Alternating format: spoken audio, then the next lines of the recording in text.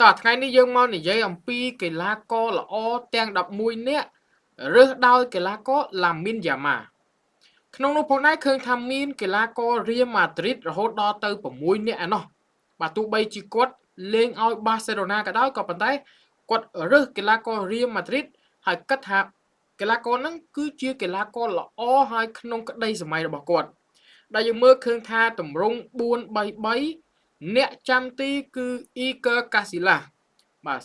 ក្រុមជំនឿជាតិ Real Madrid និងអេស្ប៉ាញគាត់គឺជាអ្នកចាំទីដៃទី1តែហ្មងហើយបើខ្សែការពារវិញរើសចេញពី Ramos បាទ Ramos គឺ Real Madrid បាទ Sergio Ramos និងកីឡាករ Gerard Piqué បាទ Piqué ពី Barcelona ខ្សែការពារស្លាប់ខាងឆ្វេងគឺ Marcelo របស់ Real Madrid និង Dani Alves របស់ក្រុម Barcelona ខ្សែបម្រើវិញគឺ Lamine Yamal រើស Zidane បាទ Zidane legend របស់ Real Madrid ក៏ដូចជាគ្រូបង្វឹកដែលជួយឲ្យ Real Madrid ឈ្នះ Champions League 3ឆ្នាំជាប់គ្នាហើយនឹង Neymar Junior បាទគាត់ក៏ជាអ្នកគ្រប់គ្រងរបស់ Neymar ដែរនិង Lionel Messi ដែល Lamine Yamal ស្នងតំណែងបច្ចុប្បន្នលេងឲ្យ Barcelona ពាក់អាវលេខ10បាទគឺស្នងតំណែង Messi ប្រយុទ្ធនៅខាងលើគឺ Cristiano Ronaldo បាទរបស់ Real Madrid និងកីឡាករ Ronaldinho របស់ Barcelona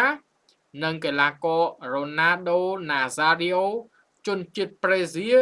ឬយើងហៅថា Ronaldo ប្រេស៊ីលហ្នឹងដែលធ្លាប់លេងឲ្យទាំង Real Madrid និងធ្លាប់លេងឲ្យ Barcelona អញ្ចឹងនេះគឺជា11អ្នកដំបូងរបស់ Lamine Yamal ដែលក្នុងក្តីសម័យគាត់ The Dream Team បាទគាត់រើស11អ្នកនេះហើយក្នុងនោះផងដែរគឺកីឡាករ Real Madrid រហូតដល់ទៅ6នាក់ចុះអ្នកទាំងអស់គ្នាយល់យ៉ាងណាដែរសម្រាប់11នាក់នេះបាទសម្រាប់ខ្ញុំមើលឃើញថាសិតតែជាកីឡាករល្អបាទគ្រាន់ថាបំរើហ្នឹងស្ទើរបន្តិចបាទប៉ុន្តែបើប្រយុទ្ធវិញគឺពេញសាច់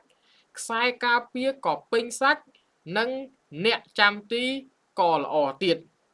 ហើយយើងជួបគ្នានៅវីដេអូក្រោយជាបន្តទៀត